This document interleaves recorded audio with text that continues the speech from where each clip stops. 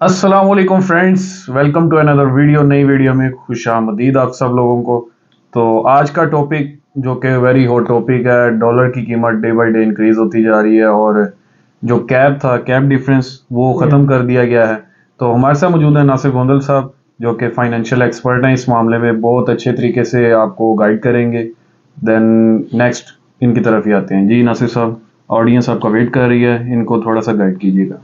जी अली भाई, जी तो main video पे जाने से पहले आप लोगों से गुजारिश है कि हमारे चैनल को सब्सक्राइब करें और बेल आइकन दबा दें ताकि आपको कोई भी फ्यूचर वीडियो जो है ऑन टाइम मिल सके। सही है। तो अली भाई, अब हम डिस्कस करेंगे। आज आपको पता है कि तकरीबन मोर देन 10% जो है डॉलर का जो है वो प्राइस इंक्रीज हुई है और हमारा जो रुपया है वो डीवैल्यू हुआ है। तो ये एक बहुत ह्यूज डिफरेंस है एक्चुअली। इसका ये ऐसे क्यों यकदम ऐसा क्यों हुआ है? क्योंकि सागदार ने आके जो है ना वो एक कैप लगा दिया था और वो अपने डॉलर की जो प्राइस है उसको फेयर वैल्यू पे नहीं लेके जा रहे थे। ओके। जो कि हमारा ट्रेड डेफिसिट की वजह से हमें वो हमारा जो रुपया वो day by day D value होता है। तो उस वजह से वो जो उन्होंने पिछले 2 महीनों से रोका हुआ था ना, तो वो यकदम, और पहले भी आपको पता है ये 150 पे 250 पे पहुंचा हुआ था, तो ये नीचे लेके आया था। तो अब वो दोबारा वही अपनी वैल्यू पे चला गया। तो आज का रेट जो 255 रुपए तक पहुंचा डॉलर, 60 तक भी कई जगह पे सेल हो रहा 60 है। तक भी हुआ है। तो अब उम्मीद है कि शायद इससे भी और ऊपर जाएगा, ये 260 क्रॉस करेगा। तो ये कोई पैसे वगैरह दे के ये कंट्रोल करती है कि कोई और प्रोसीजर होता है एक्चुअली इसका? कंट्रोल अब कर नहीं सकते क्योंकि हमारे पास रिजर्व नहीं है। रिजर्व हो तो ये अपनी मार्केट से अपना पैसा जो है वो डॉलर मार्केट में फेंक के कंट्रोल कर सकते हैं, लेकिन अब तो वो भी पॉसिबिलिटी नहीं है। इसी वजह से ये मजबूरन हमें करना पड़ा है। और ये जो हमने किया है ये एक्चुअली आईएमएफ की एक कंडीशन है कि आप अपने जो रुपया है उसको उनकी फेयर वैल्यू, शर्त है। हाँ, फेयर वैल्यू पे रखें। उसके बगैर ये पॉसिबल नहीं जो है। कंटेनर्स हमारी पोर्ट्स पे फंसे हुए हैं उसके पीछे क्या रीजन है? उसकी तो और रीजन है कि हमारे पास डॉलर नहीं थे और एक जो है ना एक हाइप थी मार्केट के अंदर। नहीं, यही रीजन मैंने सुना है कि उसकी वजह से भी। नहीं, वो एक्चुअली जो मुफ्ता भी, आपने मुफ्ता के 2-3 इंटरव्यू सुने होंगे, जो हमारा एक्स जो है फाइनेंस मिनिस्टर था, तो वो भी यही कह रहा था कि आप अगर फेयर वैल्यू पे ले जाएंगे तो लोगों की जो हबस है ना, जिनकी जो डिमांड मार्केट में डॉलर की बढ़ी हुई है वो थोड़ी कम हो जाएगी। तो उस वे डॉलर पे प्रेशर कम होगा, तो फिर आपका जो डॉलर, और दूसरा आपको सबसे बड़ा इशू इस वक्त और भी था कि लोग जो रेमिटेंस कर रहे थे ना वो भी हुंडी हवाला से ज्यादा कर रहे थे। और इसके अलावा जो हमारा एक्सपोर्टर था ना वो भी पैसा हुंडी हवाले से लेके जा रहा था मुल्क के अंदर, क्योंकि रेट उन्हें ज्यादा मिल रहा था, उन्हें रेट ज्यादा मिल रहा था। लेकिन ये इलीगल नहीं है। इलीगल तो है, लेकिन आपको पता ही है पाकिस्तान में, वो पाकिस्तान की पूरी कंट्री में लोग इस तरह की एक्टिविटी करते हैं जिनसे उनको बेनिफिट मिलते हैं। ओके। तो अब अगर फॉर एग्जांपल किसी ने अगर 1 करोड़ रुपया लेके जाना है पाकिस्तान में, तो अगर वो आपके पास अगर 1 लाख दिरहम है, हम दिरहम की बात करें या डॉलर की बात करें, तो डॉलर जो है वो 225 पे, यानी कि इन्होंने अपना रेट रखा हुआ था। अगर कोई बैंक के जरिए अगर 1 लाख डॉलर भेज रहा था तो उसको वहां पे उस हिसाब से मिल रहा था, और ओपन पे उसको 250 मिल रहा था। तो वो डेफिनेटली इसी तरह हुंडी वाला से भेज रहे थे ताकि उनको 250 मिले। ये सिर्फ रेमिटेंस नहीं थी, एक्सपोर्टर भी ऐसे कर रहा था। वो सारे पैसे भेज, क्योंकि उनको कोई भाई लाच ये नहीं कि ये परमिशन है कि वो अपना पैसा जो है वो किसी फॉरेन कंट्री में होल्ड कर सकते हैं। गवर्नमेंट को तो नुकसान हो रहा था इस तरह, गवर्नमेंट को तो नुकसान था, लेकिन सागदार की ये पॉलिसी थी जो कि सही नहीं थी। और इसमें दूसरा प्रॉब्लम ये था कि इसमें इंपोर्ट सस्ती पड़ रही थी, यानी कि जो इंपोर्ट थी वो सस्ती थी और उस वजह से इंपोर्ट जो है वो डिस्करेज नहीं हो रही थी, जो कि होनी चाहिए। आप एक चीज जो है वो, एक तो इंपोर्ट वैसे मुल्क के लिए, हमारे लिए बहुत नुकसान है। हमारे मुल्क में इस वक्त इंपोर्ट का जो मेन इशू है, मेन इशू इंपोर्ट का है, क्योंकि हमारी जो एक्सपोर्ट है इंपोर्ट ज्यादा कर रहे हैं, एक्सपोर्ट कम कर रहे हैं जी। एक्सपोर्ट रेमिटेंस सब कुछ मिला के भी हम 60 बिलियन डॉलर पे पहुंचते हैं सालाना, और हमारी इंपोर्ट जो 80 बिलियन, तो जो 20 बिलियन का गैप है, जैसे हम पहले भी डिस्कस कर चुके हैं, ये जो प्रॉब्लम, और ये जब तक ये रिकवर नहीं होगा, ये रिकवर आपका हो सकता है डायरेक्ट इन्वेस्टमेंट से, या को पाकिस्तानी वैसे अपना पैसा उधर ट्रांसफर कर दें, जब ऐसे ये रिकवर हो सकते हैं। इसके अलावा कोई रिकवरी का चांस नहीं। तो आपको पता है इस वक्त तो हमारी पॉलिटिकल पोजीशन ऐसी बुरी हुई है, ना तो कोई इन्वेस्टमेंट करना चाह रहा है मुल्क के अंदर, ना सिर्फ कोई फॉरेनर या कोई इनके बाहर का आदमी, बल्कि पाकिस्तान के अपने जो नेशनल हैं जो बाहर के मुल्कों में रह रहे हैं वो नहीं कर रहे, वो भी नहीं करना चाह रहे, क्योंकि हालात ही नहीं है। आप खुद सोचे ना, जिस बंदे ने पहले आज से महीना पहले या आज से 15 दिन पहले या आज से 8 दिन पहले पैसे पाकिस्तान लेके आया है बैंकिंग चैनल के थ्रू, उसको आज तो 10% तो उसका आज पैसा चला गया ना। अगर जो उसको वक्त फॉर एग्जाम्पल अगर उसने $1 लाख ट्रांसफर किया है तो आज तो उसका वो $1 लाख नहीं, वो $90,000 रह गया। ऐसे ही यानी कि उसकी कीमत डॉलर की तो बढ़ गई है, तो रुपया आपका नीचे चला गया। तो वो उस इस बेस पे लोग जो है ना वो पाकिस्तान में अब डॉलर नहीं लेके आना। इसका हल क्या है? इसका हल यही है कि हमें एक तो अपनी जो एक्सपोर्ट बढ़ानी पड़ेगी, दूसरा हमें अपने जो जो ओवरसीज पाकिस्तानी है उनको इनकरेज करना पड़ेगा, जैसे इमरान खान के दौर में उनको इनकरेज किया ऑफिशियल चैनल के थ्रू, ऑफिशियल चैनल पे और फेयर वैल्यू पे अपनी रखे, ताकि आपका जितना भी पैसा है ना वो बैंकिंग चैनल से आए। दूसरा ये है कि फिर एक्सपोर्टर के पास ये ऑप्शन नहीं रहती कि वो भी किसी गलत तरीके से, डेफिनेटली उनके लिए ये इजी है, अगर एक ही रेट मिल रहा है तो वो बैंकिंग चैनल से लेके आए, ताकि उनको रिकग्नाइज करना और ये चीजें करना आसान होती हैं। कि हुंडी का पैसा जो है ना इसको आगे सेटल करना भी मुश्किल होता है, आप उसको डिस्क्लोज नहीं कर सकते, फिर हजार उसके मसले हैं क्योंकि उसकी रिकॉर्ड नहीं होता, ट्रांजैक्शन रिकॉर्ड नहीं होता, ये प्रॉब्लम है। और आपको मैं अभी मजे की एक और बात बताऊं कि लोग अभी ये पिछले जो 1 महीना गुजरा इसमें लोगों ने बहुत बिजनेस किया, ये वाला हाँ, उधर से पाकिस्तानियों को बैंकिंग चैनल से कोई 1-2 रुपया ज्यादा देते थे, इधर से दिरहम लेते थे या डॉलर लेते थे, जो दूसरे कंट्रियों से डॉलर जो भी फॉरेन मुल्क थे, जैसे सऊदीया में रियाल था और इस तरह, और फिर वो पैसे हुंडी के जरिए अपने मुल्क में लेके जाते थे। तो उससे उनको जो 6-7-8 रुपए का फर्क था ना वो बेनिफिट हो जाता था। शॉर्ट टर्म ये मुनाफा कमाने के लिए, शॉर्ट टर्म ये आपको तकरीबन ये समझ लें कि आपको 10% प्रॉफिट था, तो लोगों ने ये बहुत बिजनेस किया और इसमें मुल्क जो है हमारा नीचे चला गया। ये तो ठप हो गया अब, क्योंकि अब तो हालात बहुत ही ज्यादा खराब। नहीं, कैप तो खत्म करना जरूरी है, फेयर वैल्यू पे लेके आना जरूरी है, अब इसका कोई हल नहीं। अब ये बिजनेस तो नहीं चल सकेगा ये हुंडी और वाला, क्योंकि रेट ऑलमोस्ट नहीं, ये बिजनेस था भी नहीं, ये तो एक इनफॉर्मल समझ ले के सिस्टम है जो लोग अपने पर्सनल बेनिफिट के लिए या अपना टैक्स जो उसको चोरी के लिए, शॉर्ट टर्म प्रॉफिट के लिए, हाँ, टैक्स चोरी करते हैं। एक्चुअली ये कोई एक्सेप्टेबल जो बिजनेस है वो ना एक्सेप्टेबल के बिजनेस तो है नहीं। ये गवर्नमेंट इसको कंट्रोल नहीं कर सकती।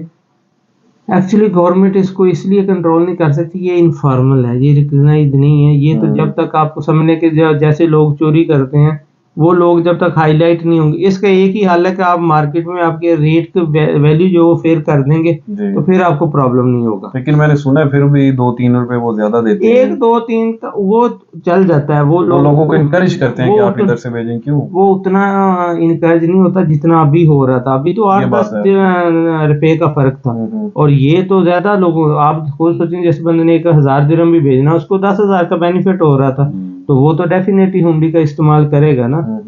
और पाकिस्तान में आपको हालात अभी खुद ही पता है कि महंगाई इस लेवल पे है कि जिसको 10,000 का बेनिफिट हो वो भी वो काम करेगा जो कि बैंक के चैनल से वो क्यों भेजेगा। तो ये है मेन इशू।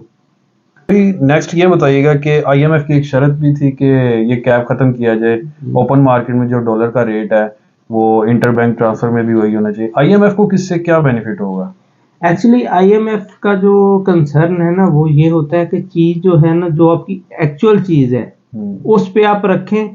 उसमें एक्चुअली जब उन्होंने किसी को मुल्क को भी पैसा देना होता है ना तो वो अपने पैसे को सिक्योर भी करते हैं कि ये रीपेमेंट कैसे करेंगे। अगर आप अपने रिजर्व ही सेव नहीं करेंगे तो डेफिनेटली उनको भी ये खदशा होता है कि ये रीपेमेंट की पोजीशन में नहीं होंगे। तो जब आप फेयर वैल्यू पे रखेंगे तो डेफिनेटली आपकी इंपोर्ट महंगी हो जाएगी और इंपोर्ट महंगी होगी तो डेफिनेटली आपके जो है ना वो लोग कम इंपोर्ट करेंगे। लेकिन पाकिस्तान में एक्चुअली इसका डबल इम्पैक्ट आता है।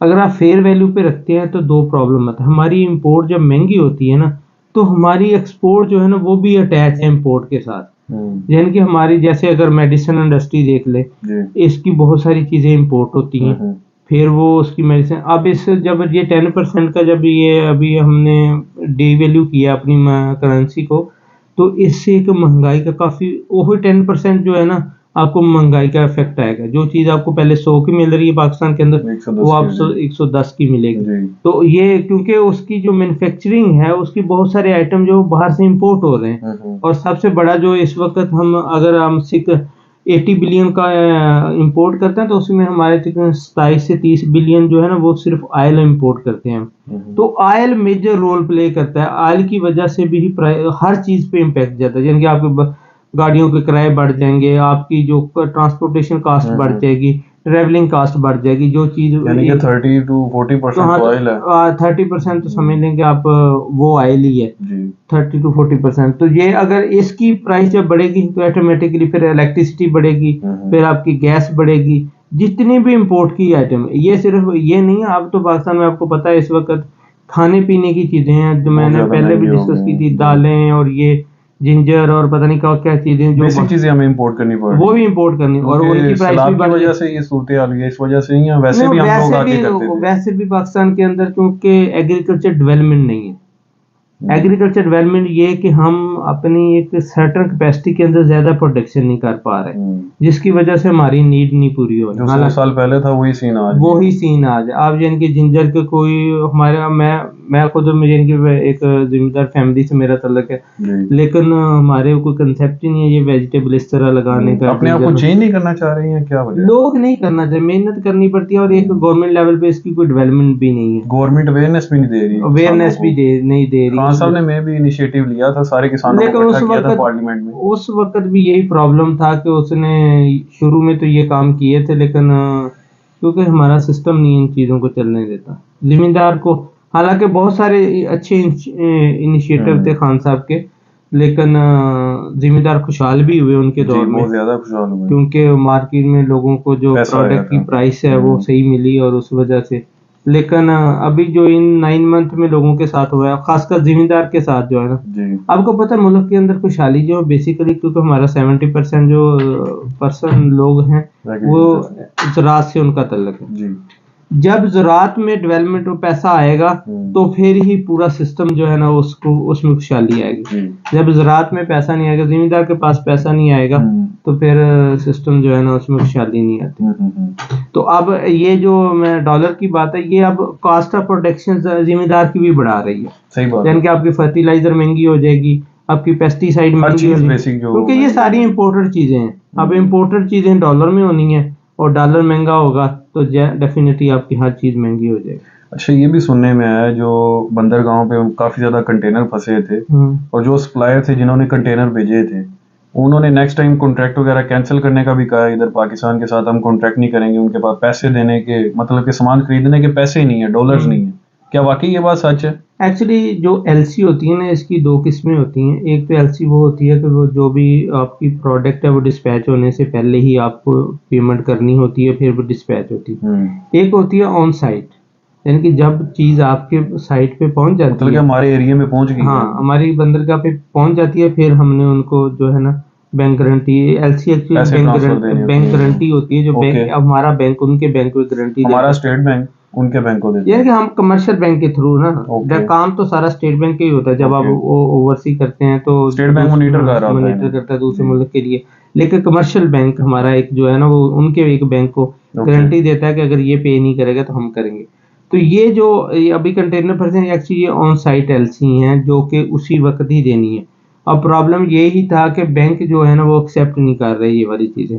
और दूसरा, इसने स्टेट बैंक ने कोई कंडीशन लगाई हुई थी कि एलसी आपने ओपन नहीं करनी है, कुछ ये कंडीशन है उसके मुताबिक। इस वजह से उन लोगों की एलसी ओपन नहीं हो रही थी। और आपको पता है कि अगर हम इधर यूएई के अंदर बात करें, क्योंकि तो जब एलसी पोर्ट पे आता है तो बहुत सारी चीजें जो है ना वो कूलिंग की पोजीशन में होती है, क्वालिटी मेंटेन करने के लिए, और उसके चार्जेस होते हैं जो डेली बेसिस पे आपने पे करने, और उनका कोई घंटे के हिसाब या इस तरह दिन के हिसाब से चार्जेस होते हैं। तो वो भी एक कास्ट इंक्लूड हो रही है उसके ऊपर, जो वहाँ पे लोग मतलब कि वहाँ पे प्रोडक्ट रखी है उसकी भी कॉस्ट, उसको मेंटेन रखने की, प्रोडक्ट खराब ना हो जाए। जब तक वो अगर वो जहाज के अंदर है तो फिर भी उसकी कास्ट चार्ज हो रही है। आपको पता है दूसरा, ये जो हमारी शिपिंग कंपनी होती है जैसे मस्क लाइन है या और भी कंपनियां हैं ग्रीन वाले, तो इनके भी चार्जेस होते हैं, उनके कंटेनर के चार्जेस हैं। यानी कि उन्होंने एक डिलीवरी देनी है, उसका सर्टेन टाइम है, अगर उससे जब ऊपर चला जाता है, जब चीज वहां पहुंच जाती है तो उसकी फिर कास्ट और इंक्रीज, इसी वजह से भी कास्ट इंक्रीज हो रही है। तो ये, और दूसरा डेफिनेटली जब अगर एक कंपनी को उसने चीज भेजी और हमने ऑन टाइम वो रिसीविंग नहीं दी, तो नेक्स्ट टाइम वो नहीं हमको देंगे ना, यानी कि सप्लायर मना कर रहे हैं। हाँ, ये भी एक इफेक्ट तो ये भी वो ड्रॉबैक है, कल को नुकसानदेह साबित हो सकता है। अब हालात तो काफी मुश्किल है, क्या कह सकते हैं। तो ये बेहतर किस तरह हो सकते हैं, बेहतरी की तरफ? बेहतरी की तरफ पॉलिटिकल स्टेबिलिटी, जो हमने पहला पॉइंट डिस्कस किया था ना उस दिन, उसके बगैर इकोनॉमी में स्टेबिलिटी आ ही नहीं सकती जब तक हमारी पॉलिटिकल स्टेबिलिटी नहीं आएगी। तो ये बातें करने में तो आप जो मर्जी कर लें, लेकिन हकीकत जो है ना, अब भी देखें कि गवर्नमेंट क्या कर रही है, कुछ भी नहीं। किसी का फोकस है इकोनॉमी पे? कोई बस ये है कि अपनी सीट किस तरह बचाए रखना। हाँ, बस यही एक लोगों सबका यही फोकस है कि इकोनॉमी। ये वो उल्टा ये कह रहे हैं कि इलेक्शन एक्सटेंड करें, इलेक्शन की डेट एक्सटेंड करने की लोग सोच रहे हैं। नहीं, वो एक्सटेंड करें या क्या कुछ भी करें, इस ये मैटर नहीं करता, लेकिन वो उसमें उनका वो कंसर्न ही नहीं है कि इकोनॉमी बेहतर हो ना। इकोनॉमी बेहतर होगी तो फिर ये हालात बेहतर होंगे ना। तो चलें, यहाँ पे नाजरीन इस वीडियो को हम लोग एंड करते हैं। उम्मीद है आपको ये पॉडकास्ट पसंद आई होगी। पसंद आई हो तो इसको कीजिएगा लाइक, शेयर और सब्सक्राइब। इंशाल्लाह मिलते हैं नेक्स्ट वीडियो में। अपना बहुत सारा ख्याल रखिएगा। Take care. अल्लाह हाफिज। अल्लाह हाफिज।